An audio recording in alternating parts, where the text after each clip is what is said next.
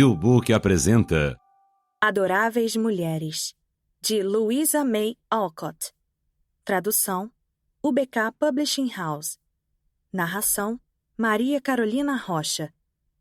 Livro original publicado pela editora UBK Publishing House. Capítulo 1. Brincando de peregrinas. O Natal não é Natal sem presentes, resmungou Joe deitada no tapete. É tão horrível ser pobre, suspirou Meg olhando para o vestido velho que usava. Eu não acho justo que algumas meninas tenham um monte de coisas bonitas e outras meninas nada, acrescentou a pequena Amy, ressentida. Nós temos pai e mãe e umas às outras, disse Beth alegremente do canto onde estava. Os 4 rostos jovens nos quais a luz do fogo cintilava brilharam com essas palavras animadoras, mas se anuviaram novamente quando Joe disse com tristeza. Não temos pai, e não teremos por muito tempo. Ela não disse, talvez nunca, mas cada uma silenciosamente assim refletiu, pensando no pai, que estava longe, onde acontecia a guerra. Por um minuto ninguém falou. Meg então disse em um tom abalado. Vocês sabem que a razão pela qual nossa mãe propôs não trocarmos presentes neste Natal foi porque vai ser um inverno difícil para todos. Ela acha que não devemos gastar dinheiro por prazer quando nossos soldados sofrem tanto na guerra. Não podemos fazer muito, mas há esses pequenos sacrifícios. E deveríamos fazê-los de bom grado. Só não sei se consigo ser grata. Meg sacudiu a cabeça com pesar ao pensar em todas as coisas bonitas que desejava. Ainda assim, não acho que o pouco que gastaríamos teria alguma serventia. Cada uma de nós tem $1, e não seria de muita ajuda para o exército se doássemos esse tanto. Concordo em não esperar nada de nossa mãe ou de vocês, mas quero comprar Ondina para mim. Quero esse livro há tanto tempo, disse Joe, que adorava ler. Eu planejava gastar com partituras, disse Beth, com um suspiro sutil que ninguém ouviu a não ser o escovão e a chaleira mais próximos. Eu compraria uma boa caixa de lápis para desenho da marca Faber. Realmente preciso deles, disse Amy resoluta. Nossa mãe não disse nada sobre nosso dinheiro, e ela não quer que desistamos de tudo. Vamos cada uma comprar o que queremos e nos divertir um pouco. Trabalhamos duro o suficiente para merecê-lo, exclamou Joe, examinando o salto dos sapatos tal como um cavalheiro. Sem dúvida eu trabalho duro. Dar aula para aquelas crianças exaustivas quase todos os dias, quando o que eu queria era estar em casa descansando, começou Meg novamente em tom de queixa. Você não enfrenta metade das dificuldades que eu enfrento, disse Joe. Iria gostar de ficar trancada por horas a fio na companhia de uma velha nervosa e exigente, que nos faz andar como mulas, nunca está satisfeita e nos atormenta até dar vontade de chorar ou pular da janela? É injusto reclamar, mas acho que lavar pratos e manter as coisas arrumadas é o pior trabalho do mundo. Me deixa zangada, e minhas mãos ficam tão rígidas que não consigo tocar de jeito algum. Beth olhou para as mãos ásperas com um suspiro que todas puderam ouvir daquela vez. Não acredito que nenhuma de vocês sofra como eu, reclamou Amy. Pois não precisam ir à escola na companhia de garotas impertinentes que atormentam você se não entende as lições, riem do seu vestido, praticam seu pai, se ele não for rico, e te insultam quando seu nariz não é bonito. Se você quis dizer criticam, eu concordo. Não fale que nosso pai é praticado como se ele fosse um esporte, advertiu Joe, rindo. Eu sei o que quis dizer, e não precisa ser sarcástica. É apropriado usar boas palavras e melhorar o vocabulário, retorquiu Amy com dignidade. Parem de se provocar, crianças. Não gostaria que tivéssemos o dinheiro que o papai perdeu quando éramos pequenas, Joe? Minha nossa, como seríamos felizes e tranquilas se não tivéssemos tantas preocupações, disse Meg, que se lembrava de tempos melhores. Outro dia você falou que achava que éramos mais felizes que os filhos do rei, pois eles estão sempre brigando e discutindo apesar do dinheiro. Falei mesmo, Beth. Bem, Realmente acho que somos, porque embora tenhamos de trabalhar, brincamos umas com as outras e somos uma família bastante alegre. Para cima, como diria Joe. Joe usa muitas gírias, observou Amy, lançando um olhar reprovador para a figura comprida, esticada no tapete. Joe imediatamente se sentou, colocou as mãos nos bolsos e começou a assobiar. Não faça isso, Joe. Isso é coisa de menino. E é por isso que eu faço. Detesto meninas rudes e pouco femininas. E eu odeio mocinhas requintadas e cheias de frescura. Os passarinhos em seu ninho não podem discutir, cantarolou Beth, a pacificadora, com uma expressão tão engraçada que ambas as vozes agudas suavizaram em uma risada, e as provocações terminaram por hora. As duas estão erradas, disse Meg, dando broncas com seu jeito de irmã mais velha. Você já tem idade suficiente para largar mão de trejeitos de menino e se comportar melhor, Josephine. Não tinha muito problema quando era uma garotinha, mas agora que cresceu e até já usa o cabelo em coque, deve se lembrar de que é uma jovem dama. Não sou. E se usar um coque em meu cabelo faz de mim uma dama, vou amarrá-lo em Marias Chiquinhas até os 20 anos, exclamou Joe, soltando o cabelo e sacudindo as madeixas. Detesto pensar que preciso ser adulta, ser chamada de senhorita March, usar vestidos longos e ser tão elegante como um áster da China. Já é péssimo ser menina de qualquer forma. Gosto mais dos esportes, dos trabalhos e dos comportamentos dos meninos. Não consigo superar a decepção por não ser um garoto. E está pior do que nunca, porque morro de vontade de lutar na guerra ao lado do papai, mas a única coisa que posso fazer é ficar aqui, sentada, tricotando como uma velhinha inútil. E Joe sacudiu a meia azul marinho que tricotava até que as agulhas retinissem como castanholas e o novelo de lã rolasse pela sala. Pobre Joe! É uma pena, mas não há nada que possamos fazer.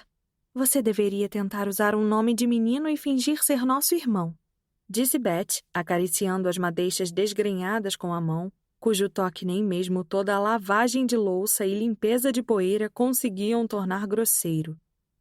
Quanto a você, Amy, continuou Meg, é ao mesmo tempo muito meticulosa e empertigada.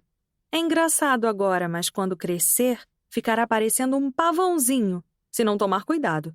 Gosto dos seus modos agradáveis e da maneira refinada de falar quando não força. Mas as palavras absurdas que usa são tão ruins quanto as gírias de Joe. Se Joe é um rapaz e Amy um pavão, o que eu sou, por gentileza? Perguntou Beth, pronta para participar daquele sermão. Você é um amor e nada mais, respondeu Meg calorosamente, e ninguém a contradisse, pois a ratinha era a favorita da família. Como jovens leitores gostam de saber a aparência das pessoas, vamos tomar um momento para lhes dar um pequeno vislumbre das 4 irmãs, que estavam sentadas, tricotando ao cair da noite, enquanto a neve de dezembro caía calmamente do lado de fora e o fogo crepitava alegremente do lado de dentro. A sala era confortável, embora o tapete estivesse desbotado e os móveis fossem muito simples. 1 ou 2 belas pinturas enfeitavam as paredes, livros preenchiam os recantos, os crisântemos e as rosas de Natal floresciam nas janelas e uma atmosfera agradável de paz doméstica prevalecia. Margaret, a mais velha das 4, tinha 16 anos. Era muito bonita, robusta e de pele alva. Tinha olhos grandes, cabelos castanhos macios e volumosos, uma boca adorável e mãos delicadas, das quais se envaidecia. Joe, de 15 anos, era muito alta, magra, de pele amorenada e tinha os trejeitos de um cervo filhote, pois parecia não saber o que fazer com seus longos membros, com os quais se atrapalhava constantemente. Tinha uma boca bem desenhada, um nariz engraçado e olhos astutos e acinzentados que pareciam ver tudo e, expressivos como eram, podiam lançar olhares afiados, divertidos ou contemplativos. Seu cabelo comprido e grosso era o único traço bonito, mas geralmente era amarrado ou guardado em uma redinha para não incomodar. Joe tinha ombros arredondados, mãos e pés grandes, vestia roupas largas e sua aparência demonstrava o desconforto de uma garota que rapidamente se transformava em mulher e não gostava disso. Elizabeth, ou Beth, como todos a chamavam, era uma garota de 13 anos, de pele rosada, cabelos lisos e olhos brilhantes, de voz e modos tímidos e uma expressão pacífica que raramente era perturbada. Seu pai a chamava de Senhorita Tranquilidade, e o apelido caía como uma luva, já que a menina parecia viver em um mundo feliz, aventurando-se apenas a buscar a companhia dos poucos em quem confiava e daqueles que amava. Amy, embora fosse a mais nova, era uma pessoa muito importante, pelo menos de acordo com sua própria opinião. Uma típica donzela com olhos azuis e cabelos louros e encaracolados na altura dos ombros, pálida e esbelta, sempre com postura de dama atenta aos modos. O caráter de cada uma das 4 irmãs será revelado em breve. O relógio bateu 6 da tarde e depois de ter varrido as cinzas da lareira, Beth colocou um par de pantufas próximo ao calor para aquecê-lo. De alguma forma, a visão daqueles sapatos velhos causou um bom efeito nas meninas, pois era sinal de que a mãe estava chegando, e todas se alegraram para recebê-la. Meg parou de dar broncas e acendeu a lamparina. Amy saiu da poltrona sem que precisassem pedir, e Joe se esqueceu de como estava cansada enquanto se sentava para segurar as pantufas mais perto do fogo. Elas estão bastante surradas. A mamãe precisa de um novo par. Pensei em comprar um com o meu dinheiro, disse Beth. Não, eu que vou! Exclamou Amy. Sou a mais velha, começou Meg, mas Joe a interrompeu decidida. Sou o homem da família, agora que o papai está fora, e devo providenciar as pantufas, pois ele me disse para tomar conta da mamãe enquanto não estivesse por perto. Eu digo o que vamos fazer, falou Beth. Vamos cada uma comprar um presente para ela no Natal, mas nada para nós mesmas. Isso é muito a sua cara, querida. O que vamos comprar? Exclamou Joe.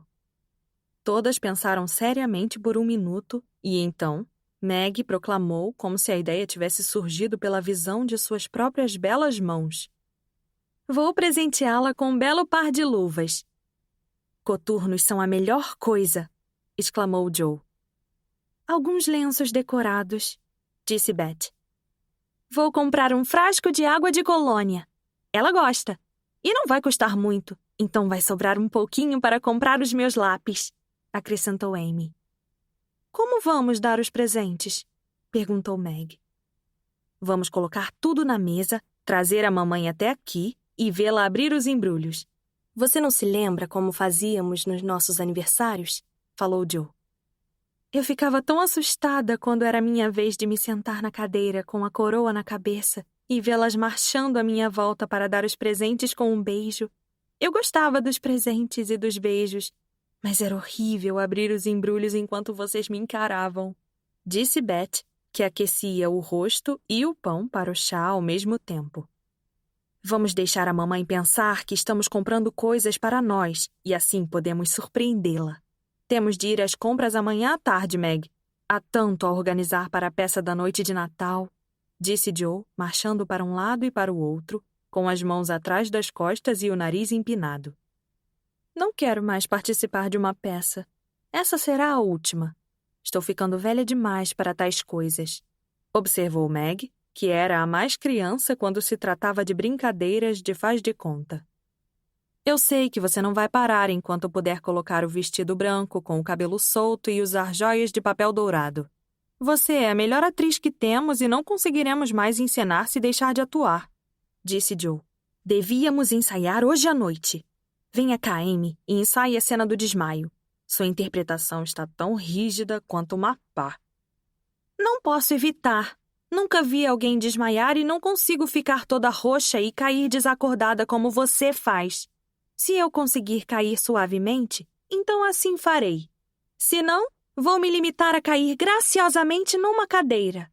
Não me importa se Hugo apontará uma pistola para mim, retrucou Amy, que não era dotada de um talento dramático, mas foi escolhida porque era pequena o suficiente para ser carregada pelo vilão da peça. Então faça assim. Bata as mãos e saia cambaleando pela sala, gritando freneticamente. Roderigo, salve-me! Salve-me! Disse Joe e imitou o gesto que sugeria, com um grito melodramático verdadeiramente emocionante. Amy tentou imitá-la, mas projetou as mãos diante de si rigidamente e se chacoalhou toda como se fosse uma máquina, e seu ai parecia mais um grito de dor do que de medo e angústia. Joe soltou um suspiro desesperançoso, Meg riu e Beth deixou o pão queimar enquanto observava a galhofa com interesse. Não tem jeito. Faça o melhor que puder quando chegar a hora e se o público rir, não me culpe. Vamos, Meg. Depois, as coisas correram bem, pois Dom Pedro desafiou o mundo em um discurso de 2 páginas sem uma única pausa. Hagar, a bruxa, entoou um horrível encantamento sobre o caldeirão cheio de sapos fervendo em fogo baixo, com estranho efeito. Roderigo quebrava as correntes ao meio de forma máscula e Hugo morria de agonia por remorso e arsênico, soltando um insano "ha ha ha". É a melhor versão que já fizemos, disse Meg, enquanto o vilão morto se sentava e esfregava os cotovelos. Não entendo como consegue escrever e atuar de forma tão esplêndida, Joe. Você é um Shakespeare de dar gosto, exclamou Beth, que acreditava piamente que as irmãs eram dotadas de talentos maravilhosos de todos os tipos. Não é bem assim, respondeu Joe modestamente. Eu acho que A Maldição das Bruxas, uma tragédia em ópera, é boa, mas queria mesmo era tentar Macbeth. Se tivéssemos um alçapão para banco, eu sempre quis fazer a parte da matança. É um punhal que vejo diante de mim? Murmurou Joe, virando os olhos e agarrando-se ao ar como viram um famoso ator fazer. Não, é o garfo de tostar, espetando o sapato da mamãe em vez do pão. Beth entrou de vez na atuação, exclamou Meg, e o ensaio terminou com uma explosão de risos. Estou contente por encontrá-las tão felizes, minhas meninas, disse uma voz alegre à porta, e as atrizes e o público viraram-se para receber uma dama alta e de trejeitos maternais, cujo olhar permanentemente indagava. Posso ajudar em algo?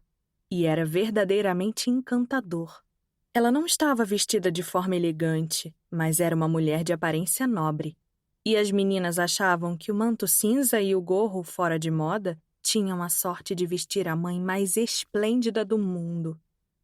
Bem, meus amores, como foi o dia hoje? Havia tanto para fazer, tantas caixas para arrumar para amanhã, que não voltei a tempo do horário do jantar. Alguém veio aqui hoje, Beth? Como está o resfriado, Meg? Joe, você parece morta de cansaço. Venha e me dê um beijo, querida. Enquanto fazia essas perguntas típicas de uma mãe preocupada, a senhora March retirava as roupas molhadas, calçava as pantufas quentinhas, sentava-se na poltrona, colocava Amy no colo e preparava-se para desfrutar da hora mais feliz do seu tão ocupado dia.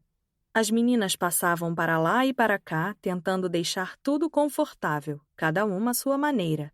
Meg arrumou a mesa de chá e Joe trouxe lenha e cadeiras, deixando cair tudo, esbarrando nas coisas e batendo os objetos. Beth andava de um lado para o outro, entre a cozinha e a sala, quieta e ocupada, enquanto Amy dava instruções a todas, sentada com as mãos dobradas sobre o colo. Quando se reuniram ao redor da mesa, a senhora March disse com uma expressão particularmente feliz: Tenho uma surpresa para vocês depois do jantar. Sorrisos instantâneos se abriram, iluminados como raios de sol. Beth bateu palmas, não se importando com o biscoito que segurava, e Joe atirou o guardanapo para cima, gritando: Uma carta! Uma carta! Viva o papai! Sim, uma bela e longa carta. Ele está bem e pensa que vai passar o inverno melhor do que temíamos. Ele envia todos os votos mais amorosos para o Natal, além de uma mensagem especial para vocês, garotas. Disse a senhora March, batendo no bolso como se tivesse um tesouro lá. Depressa, andem logo com isso! Não pare para erguer o mindinho e sorrir para o prato, Amy! Exclamou Joe, engasgando-se com o chá e deixando cair o pão no tapete com a manteiga virada para baixo, na pressa de receber o presente. Beth não comeu mais, Foi até um cantinho pouco iluminado, sentou-se e ficou na expectativa do prazer que viria depois que as outras acabassem. Acho que foi grandioso o papai ter ido à guerra como capelão, já que estava velho demais para ser convocado e não era forte o bastante para ser um soldado, disse Meg calorosamente. Gostaria tanto de poder ir como baterista ou como vivandeira ou como enfermeira para poder estar perto dele e ajudá-lo, exclamou Joe com um suspiro. Deve ser muito desagradável dormir em uma tenda, comer todo tipo de coisas ruins e beber de canecas feitas de lata reutilizadas, suspirou Amy. Quando ele volta para casa, mamãe? Perguntou Beth com a voz um pouco tremida. Demorará muitos meses, querida, a menos que fique doente. Ele ficará e cumprirá seu trabalho fielmente enquanto puder, e não pediremos que volte nem um minuto mais cedo que o necessário. Agora venham e ouçam a carta. Todas se aproximaram do fogo. A mãe estava na grande poltrona, com Beth a seus pés, Meg e Amy empoleiradas uma em cada braço do móvel, e Joe encostada na parte de trás, de costas para as outras, assim ninguém veria qualquer sinal de emoção se a carta fosse tocante. Poucas cartas escritas naqueles tempos difíceis não eram emocionantes, especialmente em meio àquelas que os pais mandavam para casa. Na carta do Sr. March, pouco se falou das dificuldades sofridas, dos perigos enfrentados ou da saudade de casa. Era uma carta alegre e esperançosa, cheia de descrições animadas da vida no acampamento, marchas e notícias militares, e só ao final, o coração do escritor transbordou de amor paternal e saudade das meninas em casa. Transmita-lhes todo o meu amor mais querido e um beijo. Diga-lhes que penso nelas de dia, rezo por elas à noite e encontro meu melhor conforto no seu carinho em todos os momentos. 1 ano parece muito, mas lembre-as que enquanto esperamos, podemos nos esforçar para que estes dias difíceis não sejam desperdiçados. Sei que se lembrarão de tudo o que eu lhes disse, que serão filhas amorosas para você, cumprirão fielmente seus deveres, combaterão corajosamente os inimigos e terão evoluído tão belamente que, quando eu voltar, estarei mais afeiçoado e orgulhoso do que nunca de minhas adoráveis mulheres. Todas fungaram nessa parte. Joe não teve vergonha da grande lágrima que escorreu até a ponta do nariz e Amy não se importou com as madeixas bagunçadas ao esconder o rosto no ombro da mãe e chorar copiosamente. Sou uma garota egoísta, mas vou realmente tentar melhorar, para que ele não fique desapontado comigo. Todas nós vamos, exclamou Meg. Penso demais na minha aparência e odeio trabalhar, mas não farei mais isso se puder evitar. Vou procurar ser aquilo que ele sempre gosta de nos chamar, uma adorável mulher. Não serei mais bruta e rude e cumprirei meu dever em vez de querer estar em outro lugar, disse Joe, pensando que manter a calma em casa era uma tarefa muito mais difícil do que enfrentar 1 ou 2 rebeldes do sul. Beth não disse nada, apenas enxugou as lágrimas com a meia azul marinho e começou a tricotar com todo o seu ímpeto, não perdendo tempo em cumprir o dever que estava mais próximo dela, enquanto decidia, em seu coraçãozinho quieto, tornar-se tudo aquilo que o pai desejava até que o fim daquele período proporcionasse a tão esperada e feliz volta para casa. A Sra. March quebrou o silêncio que se seguiu às palavras de Joe, dizendo com sua voz alegre: Vocês se lembram de como costumavam brincar de ensinar o peregrino quando eram criancinhas? Nada lhes alegrava mais do que quando eu amarrava pedaços de pano nas suas costas para imitar os fardos do peregrino e arrumava chapéus e galhos para que andassem pela casa, desde o porão, que era a cidade da destruição, até o andar de cima, onde reuniam coisas bonitas para fazer uma cidade celestial. Era muito divertido, especialmente escapar dos leões, lutar contra o Apolion e passar pelo Vale dos Duendes, disse Joe. Gostava quando os fardos caíam e tombavam escada abaixo, disse Meg. Não me lembro muito disso. Só que eu tinha medo do porão e da entrada escura e que sempre gostei do bolo e do leite que encontrávamos lá em cima. Se eu não fosse muito velha para essas coisas, gostaria de brincar assim de novo. Disse Amy que começará a falar em renunciar às coisas de criança aos 12 anos de idade. Nunca estaremos velhas demais para isso, minha querida, porque é uma peça em que sempre atuamos de uma forma ou de outra. Nossos fardos existem, temos um caminho a trilhar, e o desejo de bondade e de felicidade é o guia que nos conduz em meio aos muitos problemas e erros que tentamos superar para encontrar a paz, que é a verdadeira cidade celestial. Agora, minhas peregrinas, que tal começar de novo?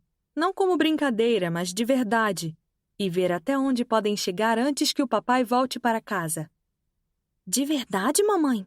Onde estão nossos fardos? Perguntou Amy, que levava tudo no sentido literal.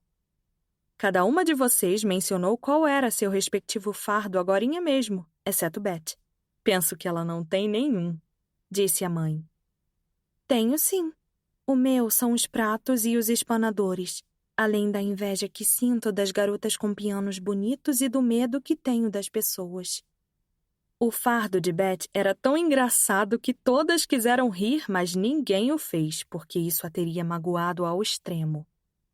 Vamos fazer isso, disse Meg pensativa. É apenas outra maneira de dizer que tentaremos ser boas, e o passado pode nos ajudar, porque embora queiramos mudar para melhor, é um trabalho duro, e podemos nos esquecer de nos esforçarmos ao máximo. Estávamos no pântano do desânimo esta noite, e a mamãe veio e nos puxou para fora, assim como fez a Ajuda, um dos personagens do livro. Devíamos ter nosso guia de direções assim como o protagonista do livro, o cristão. O que faremos a respeito disso? Perguntou Joe, encantada com o modo como a imaginação dava um pouco de magia à tarefa muito monótona de cumprir seus deveres. Procurem debaixo dos travesseiros na manhã de Natal e encontrarão o seu guia, respondeu a Sra. March. Conversaram sobre o novo plano, enquanto a velha Hannah limpava a mesa, e depois pegaram as 4 cestinhas de costura. As agulhas trabalharam intensamente enquanto as meninas faziam lençóis para a tia March. Era um trabalho de costura chato, mas naquela noite ninguém resmungou. Elas adotaram o plano de Joe de dividir as longas costuras em 4 partes e de chamar cada quarto de Europa, Ásia, África e América.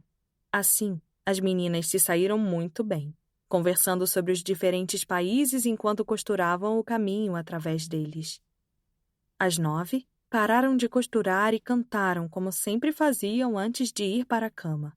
Ninguém além de Beth conseguia tocar alguma coisa no velho piano. Só ela tinha uma maneira suave de tocar as teclas amareladas e de fazer um acompanhamento agradável para as canções simples que entoavam. A voz de Meg era como uma flauta, e ela e a mãe lideravam o pequeno coral. Amy chilreava como um grilo, e Joe cantava à sua própria maneira, sempre saindo do ritmo, desafinando ou perdendo o fôlego, estragando até a melodia mais solene.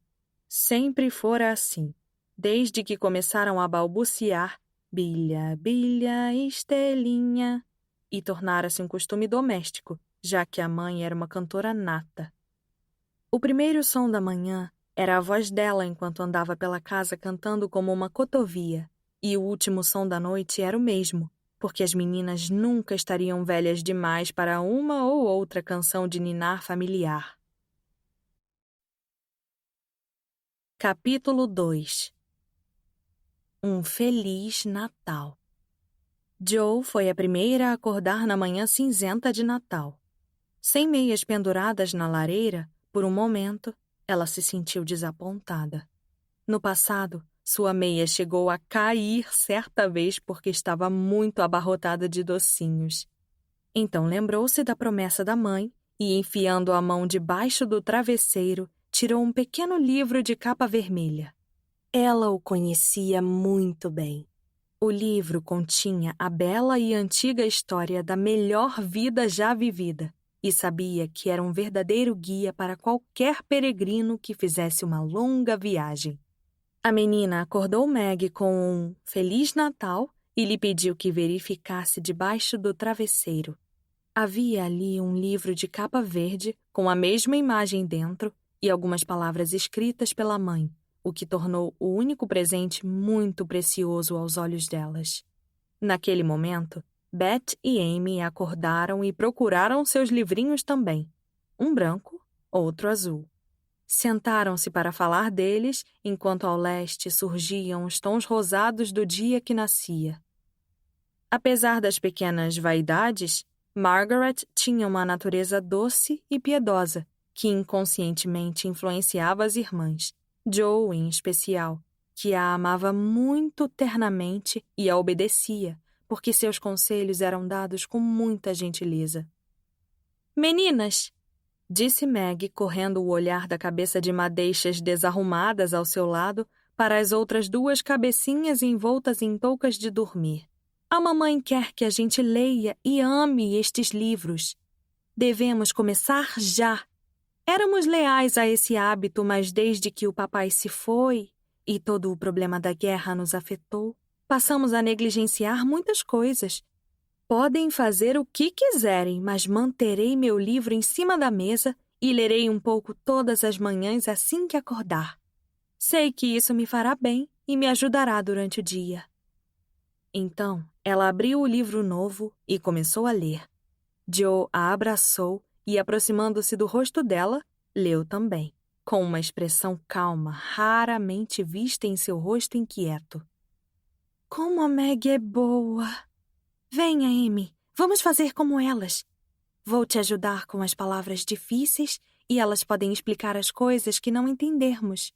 Sussurrou Beth, muito impressionada com os livros bonitos e com o exemplo das irmãs.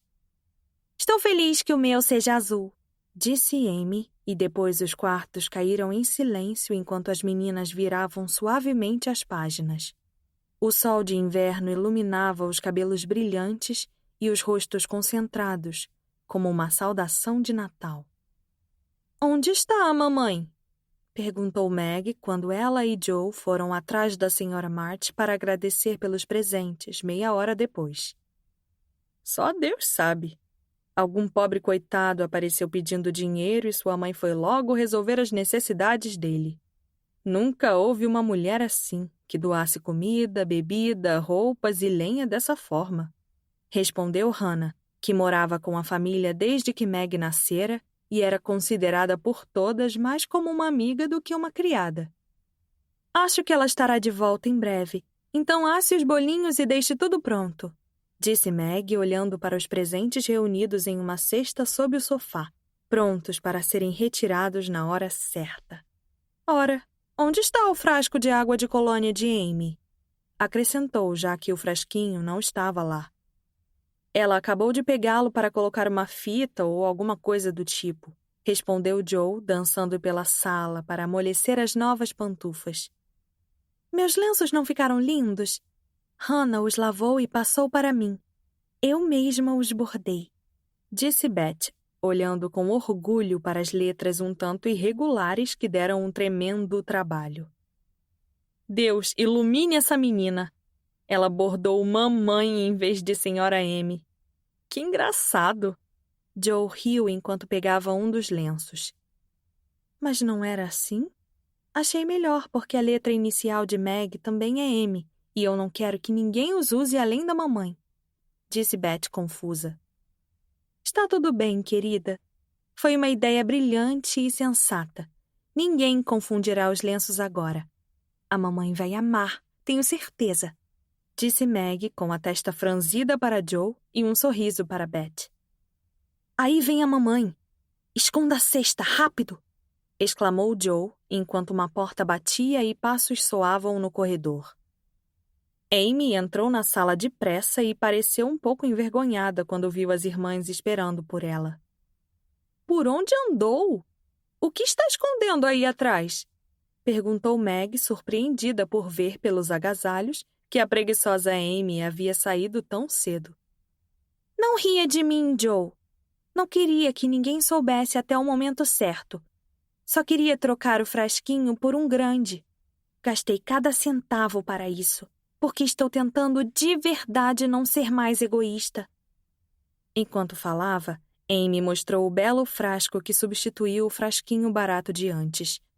Ela parecia tão sincera e humilde naquele esforço sutil para deixar a si mesma de lado que Meg a abraçou na hora e Joe proclamou que aquilo era um triunfo. Beth correu para a janela para escolher a melhor rosa a fim de ornamentar o frasco imponente. Vejam bem, senti vergonha do meu presente depois de ler e de falar sobre como devemos ser boas hoje mais cedo. Então corri até a loja e troquei o vidro assim que me levantei. Estou tão contente porque agora está muito mais bonito. Outra batida na porta da frente fez a cesta retornar para debaixo do sofá e as meninas foram até a mesa, ansiosas pelo café da manhã. Feliz Natal, mamãe! E que todos sejam felizes. Obrigada pelos livros. Nós lemos um pouquinho e pensamos em lê-los todos os dias, disseram as meninas em uníssono. Feliz Natal, minhas filhinhas. Ainda bem que já começaram. Espero que continuem, mas quero dizer uma coisa antes de nos sentarmos. Não muito longe daqui mora uma mulher pobre com um bebezinho recém-nascido. Além disso, há mais 6 crianças que se amontoam em uma cama para evitar que congelem, pois não tem lareira. Eles não têm nada para comer e o menino mais velho veio me dizer que estavam passando fome e frio. Minhas meninas, vocês lhes presenteariam com o nosso café da manhã neste Natal? Por terem esperado quase 1 hora a mais, estavam todas com uma fome descomunal.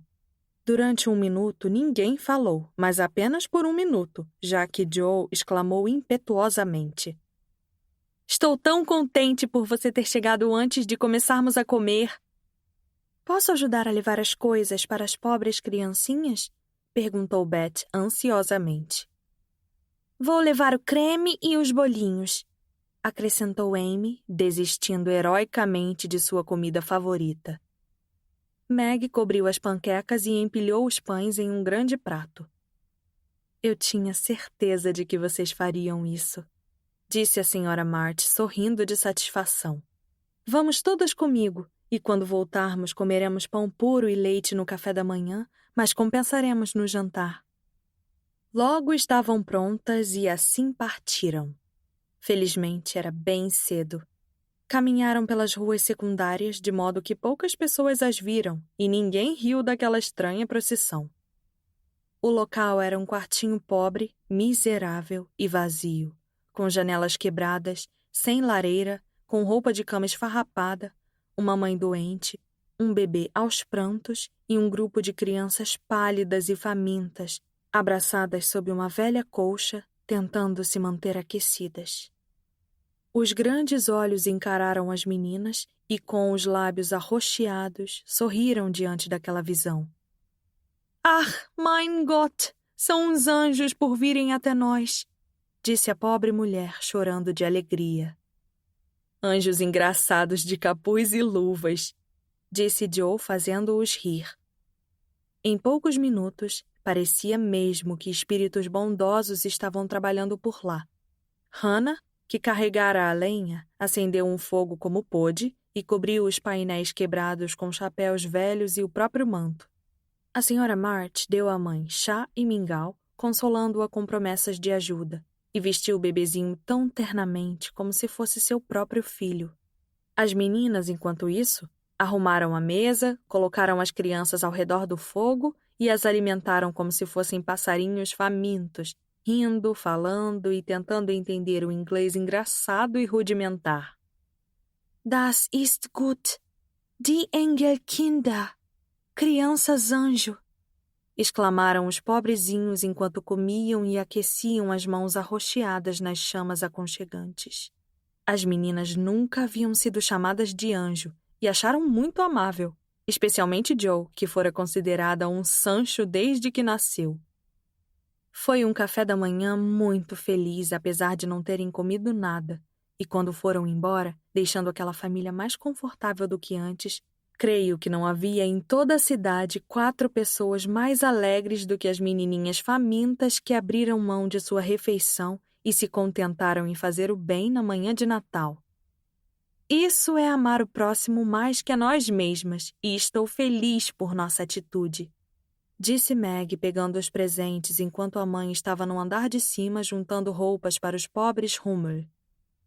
Não eram nada de extravagante, mas havia muito amor nos poucos pacotinhos, E o vaso alto de rosas vermelhas, crisântemos brancos e videiras no meio dos presentes deu um ar bastante elegante à mesa. Ela está vindo. Venha, Beth! Abra a porta, Amy! Viva a mamãe! Gritou Joe, pulando pela sala enquanto Meg conduzia a mãe ao lugar de honra. Beth tocou sua música mais alegre, Amy abriu a porta e Meg escoltou a matriarca com muita dignidade.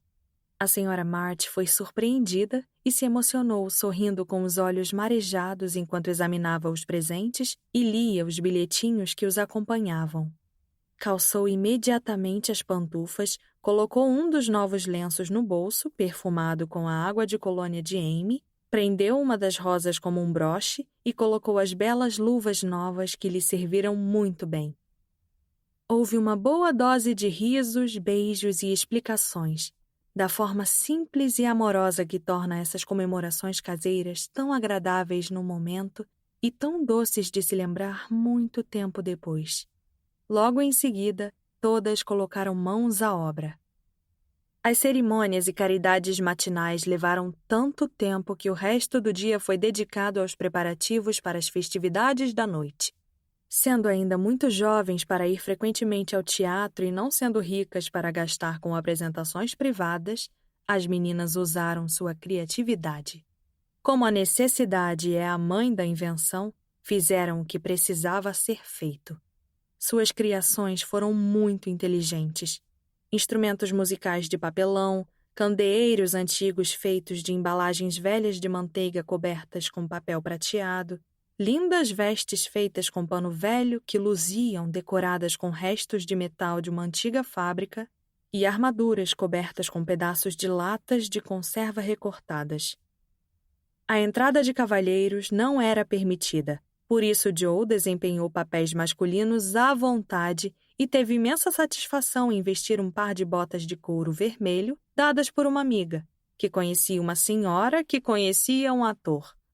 Aquelas botas, um florete antigo e um gibão, certa vez usado por um artista que posou para alguns quadros, eram os principais tesouros de Joe. O número limitado de participantes fez com que 2 atrizes principais tivessem que pegar vários outros papéis.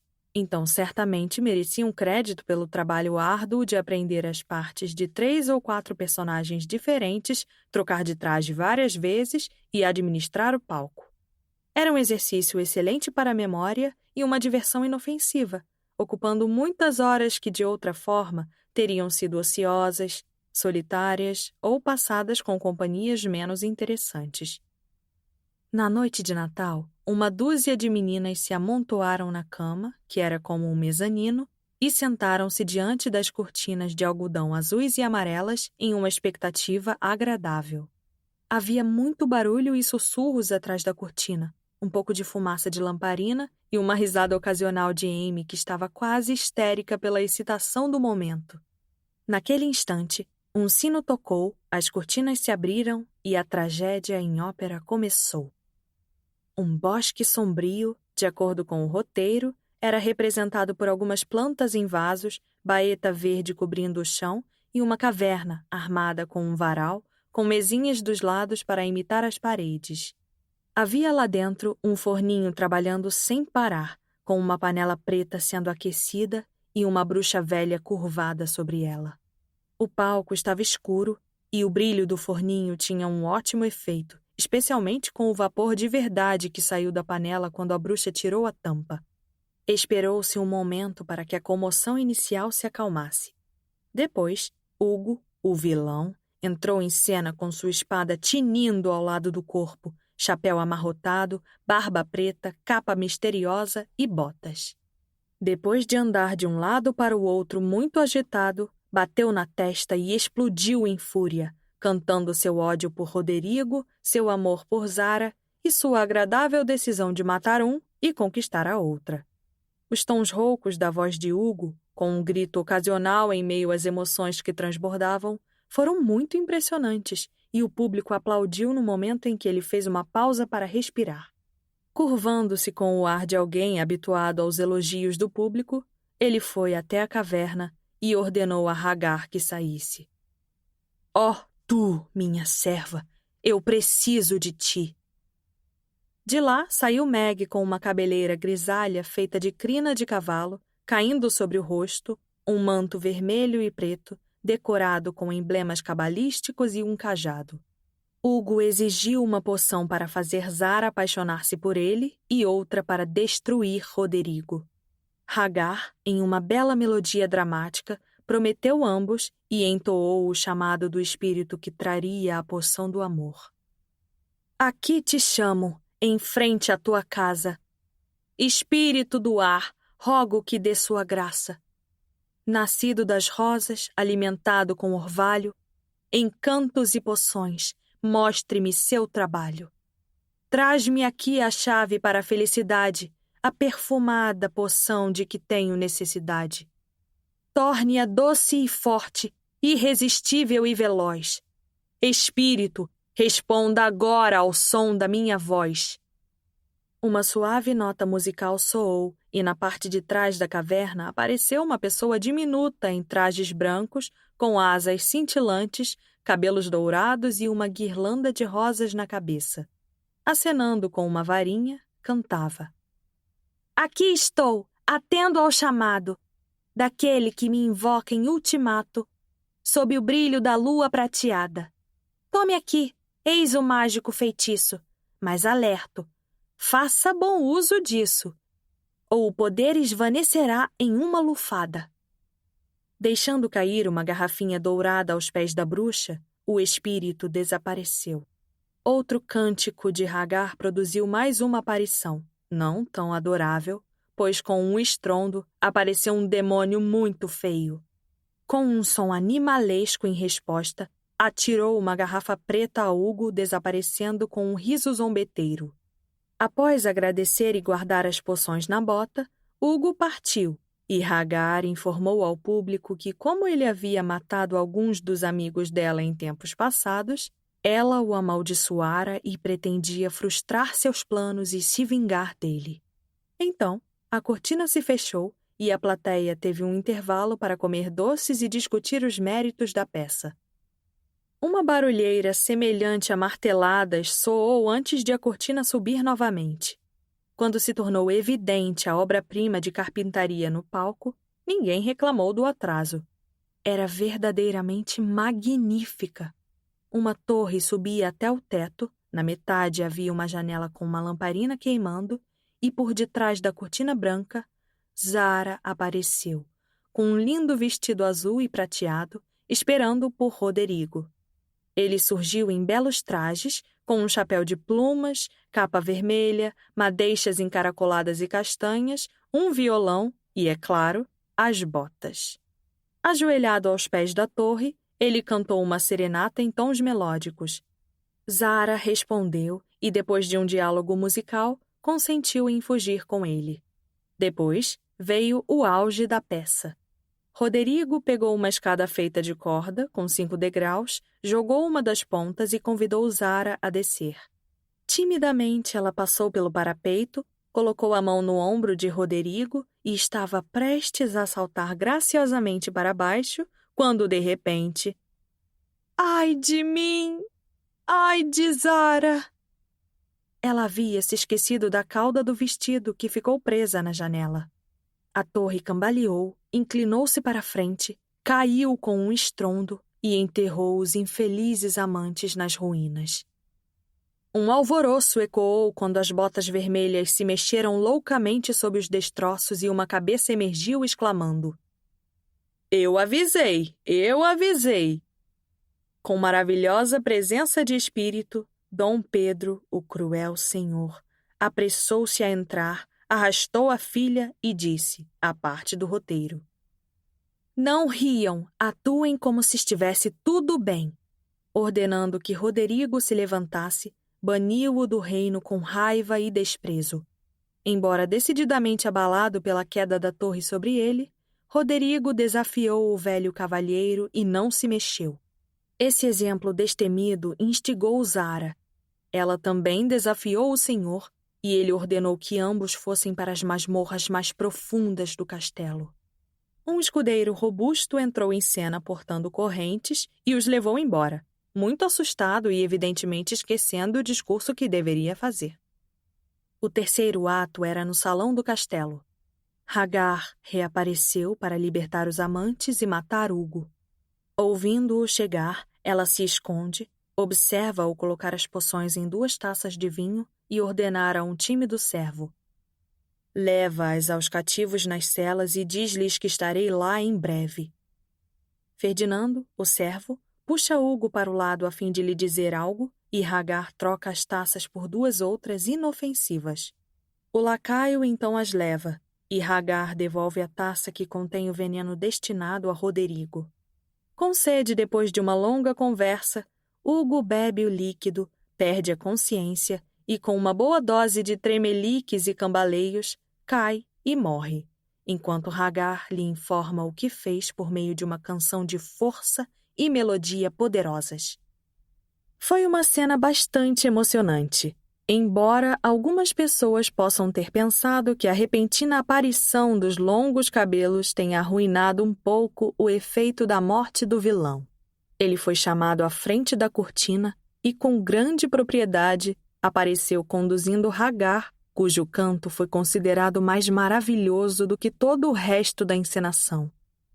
O quarto ato mostrou Roderigo desesperado ao ponto de se esfaquear porque lhe foi dito que Zara o abandonara.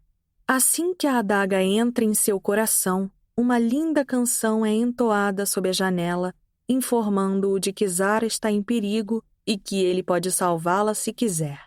A chave para abrir a porta das masmorras lhe é arremessada e, eufórico, ele quebra as correntes e se apressa, a fim de encontrar e resgatar sua amada.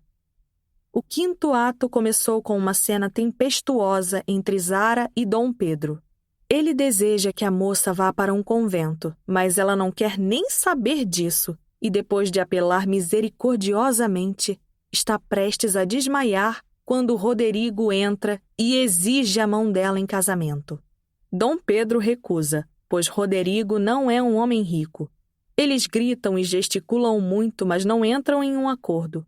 O rapaz estava prestes a tomar a exausta Zara e levá-la para longe, quando o tímido servo entra com uma carta e uma bolsa, enviadas por Hagar, que desaparecera misteriosamente àquela altura da história. A bruxa informa a todos ali presentes que rogaria riquezas incalculáveis ao jovem casal e uma terrível desgraça a Dom Pedro, caso ele escolhesse se interpor à felicidade dos dois. A bolsa é aberta e várias moedas de lata imitando dinheiro caem sobre o palco, que fica iluminado pelo brilho. Tal ato amolece por completo o intransigente senhor, e ele enfim consente com a união sem mais reclamações. Todos se unem em um coro alegre e a cortina se fecha diante dos amantes ajoelhados para receber a bênção de Dom Pedro, com gestos delicados e românticos. Seguiram-se aplausos entusiasmados que cessaram inesperadamente porque a cama dobrável sobre a qual fora construído o mezanino de repente se fechou e silenciou o público arrebatado. Roderigo e Dom Pedro correram em socorro e todos foram resgatados sem ferimentos, embora muitos tenham ficado sem palavras de tanto rir. A agitação mal tinha diminuído quando Hannah apareceu para enviar os cumprimentos da Sra. March e para saber se as senhoritas gostariam de descer para jantar. O anúncio foi uma surpresa até para as atrizes. Quando viram a mesa, entreolharam-se com espanto alegre. Era mesmo o estilo da mamãe mimá-las um pouco, mas algo à altura daquela ceia magnífica era desconhecido desde os dias de abundância passada. Havia sorvete em 2 cumbucas cheias, uma rosa e outra branca, bolo, frutas, lindos bombons e, no meio da mesa, 4 grandes buquês de flores de estufa. Ficaram sem fôlego, encararam a mesa por um tempo e depois olharam para a mãe, que parecia transbordar de satisfação. — Foram as fadas? — perguntou Amy. — Foi o Papai Noel — respondeu Beth. — Foi a mamãe. E Meg deu o sorriso mais doce, apesar da barba grisalha e das sobrancelhas brancas. — A tia March se inspirou e nos mandou o jantar! gritou Joe com uma inspiração repentina. Estão todas erradas. Foi o velho Sr. Lawrence, respondeu a Sra. March. O avô daquele menino de sobrenome Lawrence. Mas por que ele teve essa ideia? Nós não o conhecemos? Exclamou Meg. Hannah contou a um de seus criados sobre o café da manhã. Ele conheceu meu pai anos atrás e me enviou um bilhete educado nesta tarde, dizendo que esperava que eu lhe permitisse expressar seu sentimento de carinho por minhas filhas, enviando algumas guloseimas em homenagem ao dia de hoje. Então vocês terão um pequeno banquete esta noite para compensar o café da manhã com apenas pão e leite. O garoto o convenceu disso, sei que sim. Ele é um bom rapaz e gostaria que pudéssemos conhecê-lo. Tenho a impressão de que ele gostaria de nos conhecer, mas é tímido. E Meg é tão certinha que não me deixa falar com ele quando nos trombamos por aí, disse Joe conforme os pratos passavam de mãos em mãos e o sorvete desaparecia entre as risadas de satisfação. Você se refere às pessoas que vivem na casa enorme aqui do lado, não é? Perguntou uma das meninas. Minha mãe conhece o velho Sr. Lawrence e diz que ele é muito orgulhoso e não gosta de se misturar com os vizinhos. Ele mantém o neto trancado lá dentro quando o garoto não está cavalgando ou caminhando com o tutor, além de fazê-lo estudar muito. Nós o convidamos para a nossa festa, mas ele não veio. A mamãe diz que ele é muito simpático, embora nunca fale com meninas. Nossa gata fugiu certa vez e ele a trouxe de volta. Nós conversamos por cima da Sebe e estávamos nos dando bem, falando sobre cricket e afins. Quando ele viu Meg chegando, se afastou. Quero conhecê-lo melhor um dia, porque ele precisa se divertir, tenho certeza disso, disse Joe decidida. Gosto da maneira educada como ele se comporta. Parece um jovem cavalheiro. Por isso não me oponho a essa amizade, se uma oportunidade adequada surgir. Ele mesmo trouxe as flores e eu deveria tê-lo convidado a entrar. Parecia tão triste quando foi embora, porque ouviu a algazarra de vocês e, evidentemente, isso não é comum em seu dia a dia. É uma pena que não o tenha convidado, mamãe, riu Joe olhando as botas. Mas vamos fazer outra peça um dia desses, uma que ele possa ver. Talvez ele nos ajude a encenar uma. Não seria uma alegria? Nunca ganhei um buquê tão chique. Como é bonito, disse Meg examinando as flores com grande interesse.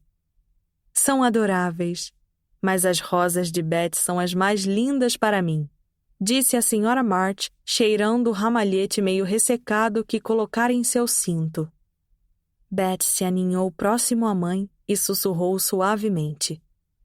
Queria tanto mandar meu buquê para o papai. Receio que ele não esteja tendo um Natal tão feliz quanto o nosso. Capítulo 3. O jovem Lawrence. Joe! Joe! Cadê você? Gritou Meg ao pé da escada do sótão. Aqui! Respondeu uma voz rouca vindo do andar de cima, para onde Meg correu. Encontrou a irmã comendo maçãs e chorando com The Heir of Radcliffe, enrolada em um cobertor e sentada em um velho sofá de 3 pés, junto à janela ensolarada. Esse era o refúgio favorito de Joe, onde ela adorava se recolher com meia dúzia de maçãs e um bom livro para desfrutar da tranquilidade e da companhia de um ratinho de estimação que vivia por ali e não se incomodava nem um pouco com ela. Quando Meg apareceu, Scrabble se meteu em seu buraquinho no rodapé da parede. Joe limpou as lágrimas das bochechas e ouviu as novidades. Que alegria! Ouça isso! Recebemos um convite da Sra. Gardner para amanhã à noite! Exclamou Meg, acenando com o precioso papel e depois continuando a leitura com felicidade pueril. A Sra. Gardner ficaria feliz em ver as senhoritas March e Josephine no baile na véspera de Ano Novo. A mamãe está disposta a nos deixar ir. Agora, o que vamos vestir? Mas por que você perde tempo com essa pergunta quando sabe que vamos usar nossos vestidos de popelina por não termos nenhum outro? Respondeu Joe de boca cheia. Se ao menos eu tivesse um de seda, suspirou Meg. A mamãe diz que talvez eu ganhe um quando completar 18 anos, mas 2 anos de espera é tempo demais. Tenho certeza de que os nossos parecem de seda e estão de bom tamanho para nós. O seu está praticamente novo, mas me esqueci da queimadura e do rasgo do meu. O que devo fazer? A queimadura está bem visível e não há como escondê-la. Você precisa ficar sentada bem quietinha e não deixar as costas à vista. A frente dele está boa. Comprarei um laço novo para o meu cabelo e a mamãe pode me emprestar o broche de pérolas. Meus sapatos novos são uma graça e minhas luvas servirão, embora não sejam tão bonitas como eu gostaria. As minhas estão manchadas de limão e não posso comprar novas, por isso terei de ir sem, disse Joe, que nunca se preocupou muito com roupas. Você deve usar luvas ou eu não vou! Exclamou Meg, muito certa de sua decisão. Luvas são mais importantes do que qualquer outra coisa. Não se pode dançar sem elas e se não dançar, ficarei envergonhada. Então vou ficar parada. Não gosto muito de danças que envolvem companhia. Não é divertido dançar para lá e para cá no mesmo passo. Prefiro pular e me remexer. Não pode pedir luvas novas à mamãe porque são caras e você é uma descuidada. Ela disse, quando você estragou os outros pares, que não compraria outras neste inverno. Não consegue consertá-las? Posso segurá-las nas mãos, escondidas. Assim ninguém saberá o quanto estão manchadas. Só posso fazer isso, mais nada. Não, tenho outra ideia melhor ainda. Podemos fazer assim. Cada uma usa uma boa e carrega a ruim com a outra mão. Entende? Suas mãos são maiores que as minhas. Você vai esticar demais minha luva. Meg se assustou porque suas luvas eram um objeto de afeição. Então vou sem. Pouco me importa o que as pessoas dizem, exclamou Joe, pegando o livro mais uma vez. Fique com as minhas, então. Só não as manche e se comporte. Não ponha as mãos atrás das costas, não encare as pessoas, nem diga palavrões, certo? Não se preocupe comigo. Serei tão certinha quanto puder e não me meterei em confusão se puder evitar. Agora vá e responda ao bilhete. Deixe-me acabar esta história esplêndida. Meg se retirou para responder ao convite com um aceitamos com gratidão, dar uma olhada no vestido e cantar alegremente enquanto ajeitava os babados de renda. Joe terminou a história e as maçãs e o rato saiu novamente para brincar. Na noite de Ano Novo, a sala de estar estava deserta, pois as 2 meninas mais novas brincavam de damas de companhia e as 2 mais velhas estavam absortas na importantíssima tarefa de se preparar para a festa. Houve muita correria para cima e para baixo, risos e conversas, e em dado momento, um forte... Esperamos que você tenha gostado desta prévia. Para continuar ouvindo este audiolivro no Google Play Livros, use o link na descrição do vídeo.